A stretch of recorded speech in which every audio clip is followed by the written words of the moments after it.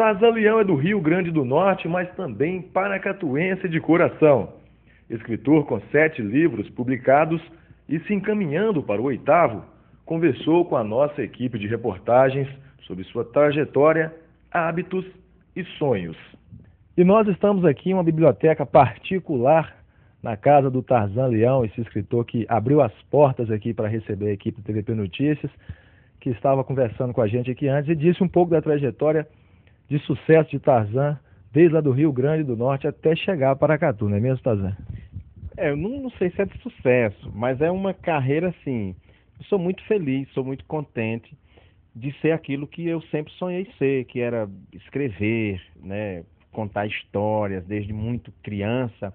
Eu gostava de ouvir histórias e pensava que um dia eu ia terminar escrevendo alguma coisa, né? E depois, principalmente aqui, esses anos em Paracatu, eu tenho escrito muito, né, muita coisa e, de certa forma, divertido uma grande parte da população, principalmente com os contos que eu publico num jornal aqui da cidade.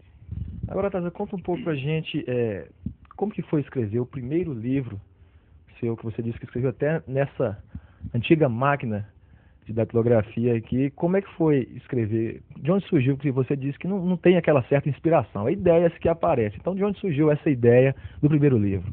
O primeiro livro, a ideia surgiu, eu escrevi nessa máquina, uma Letera 82 da Olivetti. O primeiro livro surgiu eu num apartamento que morei em Belo Horizonte, na Rua da Bahia. Apartamento 8º andar, eu morava no 8º andar. Olhei assim para baixo e pensei, pô, mas que lugar legal para o cara suicidar, né? Eu pensei a cena, você pula ali, o trânsito para, aquele transtorno, Rua da Bahia com Rua Amazonas, o que foi um suicídio. E a partir daí eu escrevi uma história que se chama Pânico na Rua da Bahia, que é um cara que pensa que está sendo perseguido, ele desenvolve a síndrome do pânico. A história se passa praticamente toda na Rua da Bahia, em Belo Horizonte, e ele fica com muito medo, vai achando que está sendo perseguido, tal, e no final da história ele morre, mas a gente não sabe se de fato alguém o matou ou se ele morreu nesse processo de loucura.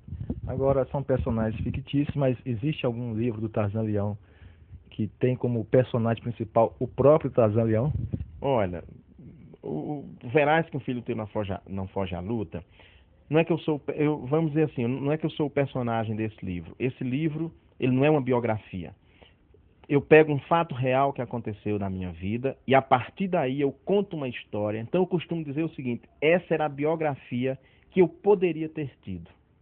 Que é um cara que sai do interior do Nordeste, fugindo de política para não ser morto, e vem aqui para o Sudeste e se encontra, por exemplo, ele é jornalista, se encontra, por exemplo, em determinados momentos, no ABC Paulista, cobrindo as greves que Lula fazia. Ele está em Brasília quando Lula é eleito presidente, ele acompanha essa trajetória toda. Evidentemente, isso não é minha vida, porque eu não tive todas essas atividades, embora tenha estado com Lula antes de ser presidente.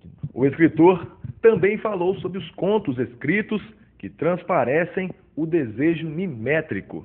Olha, primeiro o seguinte, quem 10 anos atrás leu uma história que eu publiquei aqui, que foi muito polêmica, chamada Proezas de Birozim, eu gosto disso, né? Eu gosto de escrever essas questões mais escondidas da nossa vida, que a gente meio que não quer que ninguém fique sabendo, mas todo mundo faz ou desejou fazer, ou invejou quem fez em algum momento, né? E aí essas histórias eu fico aqui em casa, eu fico a semana tentando, buscando, mas o que é que eu vou escrever, o que é que eu vou buscar? E aí eu sou um observador também, né? Então eu fico observando muita coisa no que eu leio, no que eu vejo na sociedade, e é a partir daí que surgem essas histórias.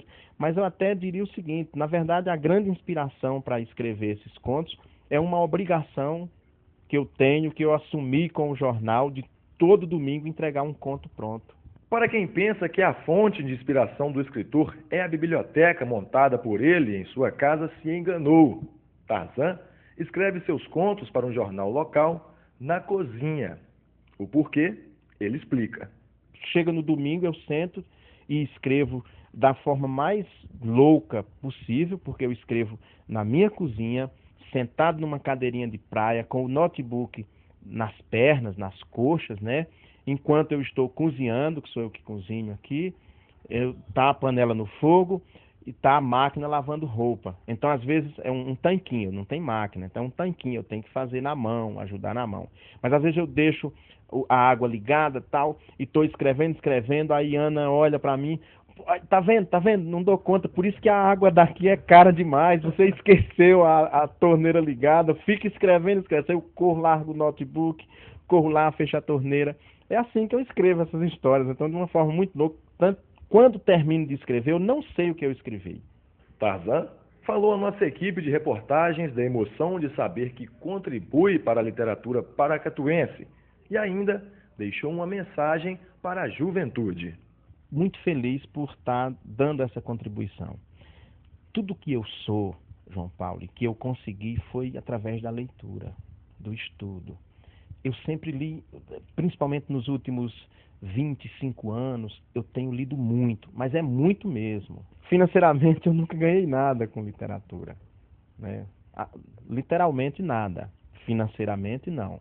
Diretamente, né, de venda, essas coisas. Eu trabalho como voluntário, né? Escrevi mais de um ano no Paracatu.net, voluntariamente, escrevo no portal Paracatu, sou voluntário, escrevo no Jornal Dinâmico, sou voluntário, não recebo um centavo por tudo isso, mas faço com muito gosto, porque essas pessoas me deram a oportunidade de escrever. Quem tem a experiência de livro não usa drogas, porque toda aquela viagem que o cara busca na maconha, no crack ou na cocaína, eu encontro na literatura. Eu encontro de Dostoiévski a Harry Potter, que eu tenho aqui, Tolkien. Cara, pra que eu vou querer fumar um baseado, ficar doidão, se Jorge Amado me deixa doidão? Né? Se Dostoiévski me deixa, se Machado de Assis me dá esse prazer, né? Me faz fugir da realidade, por exemplo, ficar naquele universo machadiano, essa coisa toda, né? Então, eu acho que o cara que troca um livro por uma pedra de crack ou por um cigarro de maconha, me desculpe, mas ele é um grande idiota, ele não sabe o que está perdendo.